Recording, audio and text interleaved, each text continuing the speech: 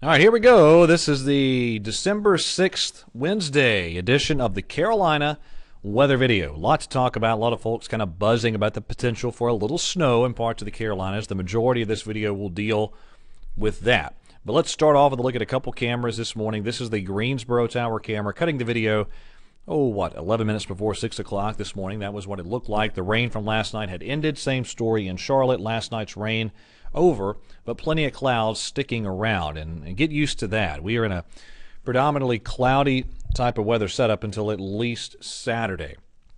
So a lot of clouds to go now for the rest of the work week. Really mild day yesterday. Look at these numbers: 75 in Columbia and Fayetteville, 72 in Charlotte, Charleston, Wilmington in the mid-70s. It was mid-60s around the Triad.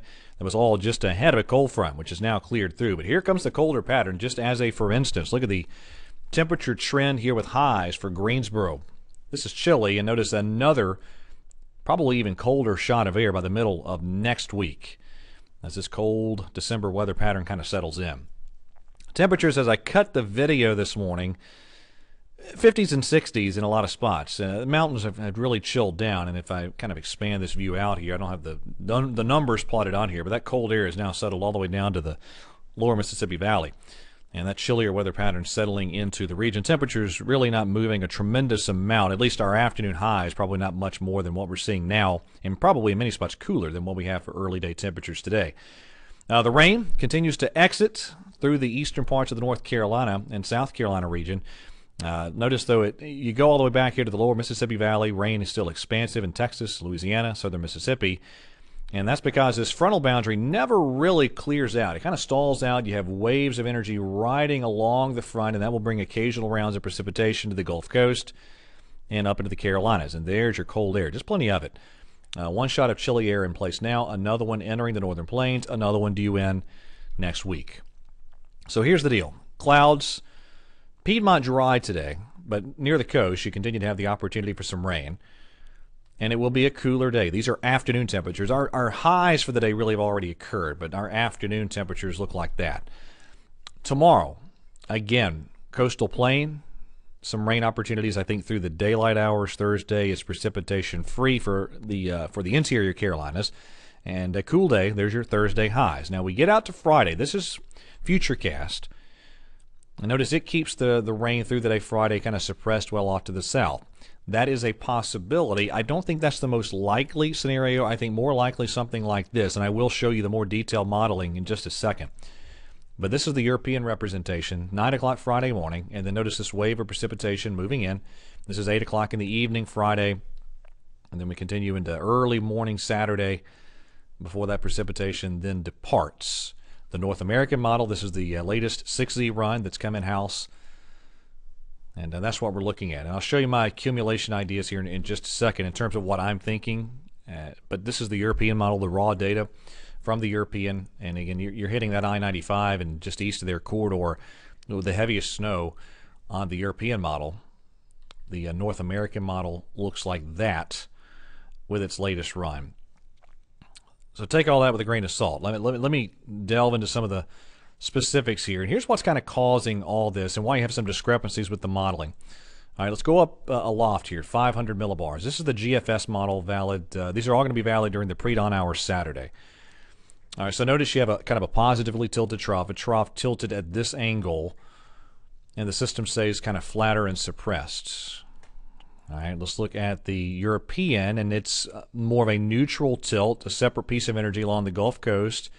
And that allows that precipitation to get thrown back west into the Carolinas more than what you've seen on the recent run to the GFS. And finally, this is the Canadian.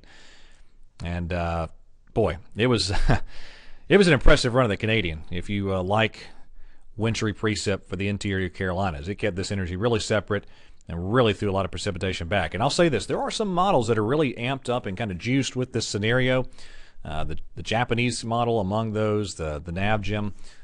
Some of these models really are trying to amplify this thing, probably too much so, but it just enough to give you pause. I think you need to keep watching this thing just to see exactly how it develops. Let me show you the European. Again, well, I'm going to get out Louisiana. Here we go. This is the European valid Friday evening, overnight Friday night, then into Saturday morning.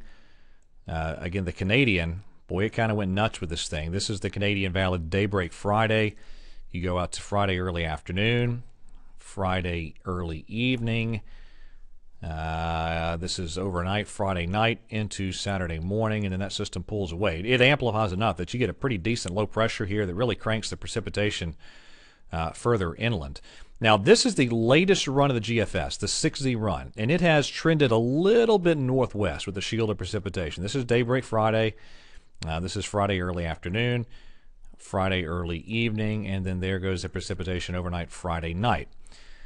And so you look at what it's doing now with its most recent run. That is the snow accumulation map from the GFS, and that's the 6Z run. There's the 0Z run. So notice the difference. Previous run, latest run. The GFS has beefed up a little bit that snow potential.